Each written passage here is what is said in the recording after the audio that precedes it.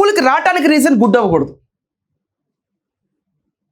చదువుకోవాలి, నేను పైకి రావాలి, నేను ఈ చదువు లేకపోతే నా భవిష్యత్ ఏంటి అన్న ఆలోచనతో స్కూల్కి రావాలి. తప్పే ఉంది ఆయన అన్న మాటలో? తప్పే ఉంది. ప్రోత్సాహకాల కోసమే ఆశయం ఉండదండి. ఆశయంతో పాటు తోడ్పడతా ప్రోత్సాహాలు ఉండాలి. ఈరోజు జస్ట్ ఆంధ్రప్రదేశ్ కానే కాదండి, మిగతా రాష్ట్రాలు తీసుకున్నా కూడా మిడ్ డే మీల్స్ అన్న కాన్సెప్ట్ క్లిక్ అయింది ఫర్ పొలిటీషియన్స్. బట్ రియాలిటీలోకి వెళ్తే మనం ఇదే మైండ్ సెట్లో ఎప్పటికీ వీళ్ళ ఆర్థిక పరిస్థితి ఇలాగే ఉండాలి, ఎప్పుడు గవర్నమెంట్ తోడ్పాటు ఇస్తూనే ఉండాలి అన్న మైండ్ సెట్లో ఉండటం కూడా తప్పు కదా? వాళ్ళు ఎదగాలి, అందరితో పాటు ఈక్వల్ అవ్వాలి, వాళ్ళ బుక్స్ వాళ్ళే కొనుక్కోవాలి, వాళ్ళ గుడ్డు వాళ్ళే తినాలి, వాళ్ళ భోజనం వాళ్ళే తినాలి. తప్పేంటి కాన్సెప్ట్లో? తప్పేంటి?